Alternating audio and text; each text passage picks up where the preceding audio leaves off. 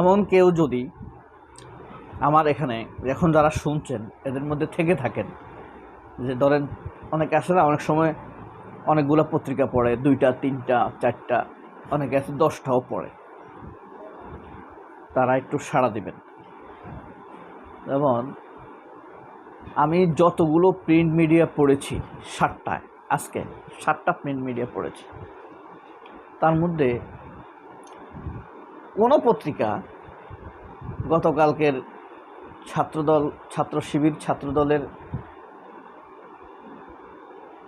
উত্তেজনাকর, অপ্রীতিকর, যাই বলেন না কেন, এই ঘটনাটির কোনো প্রিন্ট ভার্সন পত্রিকায় দেখলাম না।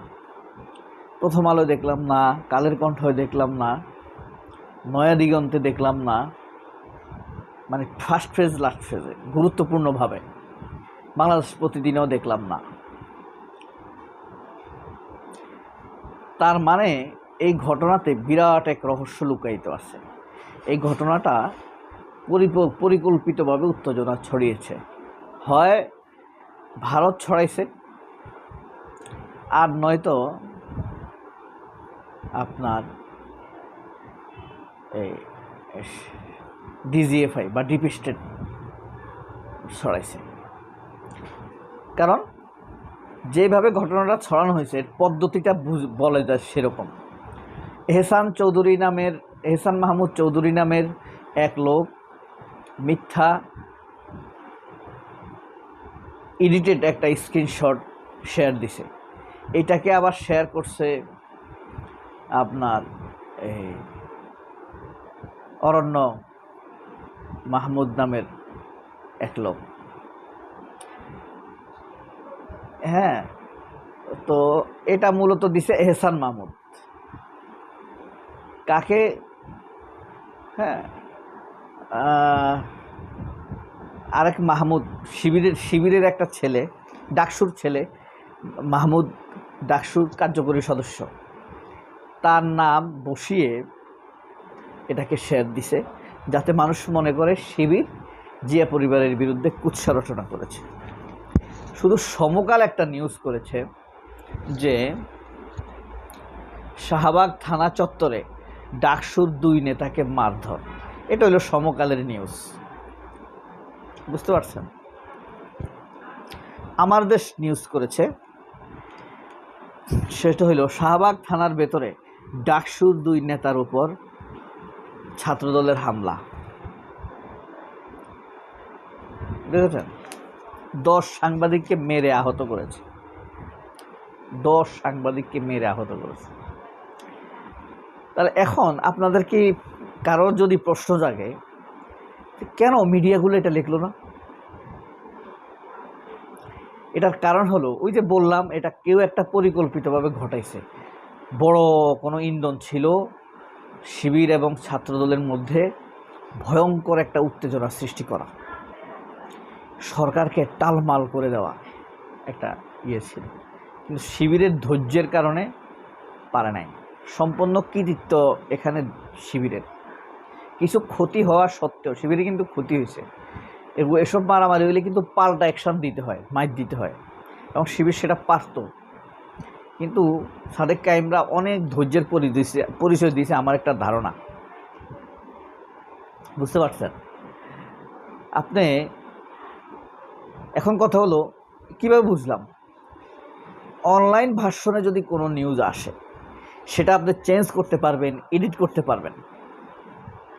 কিন্তু প্রিন্ট মিডিয়াতে কোনো নিউজ চলে আসলে, প্রিন্ট হয়ে গেলে, সেটা তো আর আপনি এডিট করতে পারবেন না।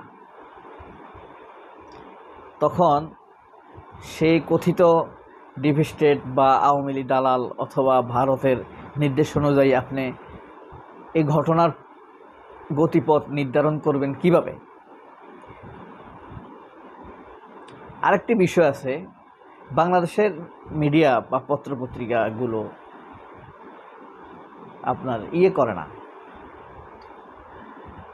এই ইসলামিক কোনো শক্তিকে এলিমেন্টস মনে করে না। এদেরকে যত পিটতে পারো কোনো সমস্যা নাই, এদেরকে যত মাইর দিতে পারো, এটা নিউজের কি আছে, এটাই স্বাভাবিক। ওদেরকে মাইর দেওয়াই উচিত, ওরা মাইর খাওয়াই কথা। হ্যাঁ, আর মাঝে মাঝে করবে, মাইট দিয়ে এখন আটকে গেছে, ওইটাকে ধামাচাপা দেওয়ার জন্য এরা নিউজ করবে। আপনি কোনো ইসলামিক শক্তি ভিকটিম হয়েছে, এই ভিকটিমের পক্ষে কখনো নিউজ করেছে প্রথম আলো, এমনটি যদি দেখাতে পারেন তাহলে জানাবেন। তারাও ভিকটিম বানাইছে, প্রথম আলোও ভিকটিম বানাইছে। যেমন আমরা হেফাজতের সময়ে হেফাজতকে মারছে সরকার, ভিকটিম, আবার প্রথম আলোও ভিকটিম বানাইছে। মামুনুল হক সরকারও অত্যাচার করছে, প্রথম আলোও তাকে অত্যাচার করছে। মুফতি ইজহার প্রথম আলো অত্যাচার করছে, সরকারও অত্যাচার করছে। এই জামাত নেতাদেরকে ফাঁসি দিছে, সরকারও মিথ্যাচার করে মিথ্যা তথ্য দিয়ে জুডিশিয়াল কিলিং করেছে, প্রথম আলো মিথ্যা সংবাদ দিয়ে এসব ভিকটিম লোকদেরকে আরও ভিকটিম বানিয়েছে। এই স্টাইলে তারা করবে। এটা হলো শিবিরের বা ইসলামের কোনো অধিকার নাই, বুঝতে পারছেন? কোনো অধিকার ইসলাম বা শিবিরের নাই বর্তমান মিডিয়ার কাঠামোতে। আপনি প্রথম আলোর পলিসি, সব পত্রিকার একটা পলিসি থাকে না, আগে দেখছিলাম কোনো নিউজ ইসলামের পক্ষে গেলে ওই নিউজ করা যাবে না, নিউজ ঘুরে দিতে হবে। ইসলামিক কোনো শক্তি পক্ষ যদি উপকৃত হয় কোনো নিউজ দ্বারা, তাহলে ওই নিউজ ছাপানো যাবে না। এটাই হলো বাস্তব ঘটনা। এই যে এই ছাড়া তারপরে দেখেন একটা হেডলিড নিউজটা তো বলতে হয়, তাই না? উদ্বেগজনকভাবে কমে যাচ্ছে পণ্য রপ্তানি। মার্চে পোশাক রপ্তানি হ্রাস 19%, বাজারে 9টিতেই নিম্নমুখী ধারা। বাংলাদেশকে পেছনে ফেলে ভিয়েতনাম হয়েছে দ্বিতীয়। 2 মাসের মধ্যে জ্বালানি শূন্য হবে আশঙ্কা, অর্ডার ভারতে চলে যাচ্ছে।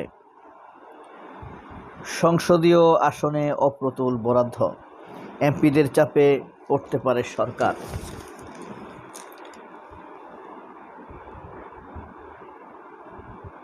বিদ্যুতের চাহিদা ঊর্ধ্বমুখী, বাড়ানো যাচ্ছে না উৎপাদন। পাহাড়ে মানবাধিকারের নামে তথ্যযুদ্ধ নীল নকশা। মনিরা শারমিনের মনোনয়নপত্র বাতিল, আপিলের সিদ্ধান্ত। সেনাপ্রধানের ওই বক্তব্য, স্বাধীনতার 55 বছরেও দ্বিতীয় কোনো রিফাইনারি তৈরি করতে পারেনি। আন্দোলনের মাধ্যমে দাবি আদায়ে দৃঢ় প্রতিজ্ঞ জামায়াত জোট।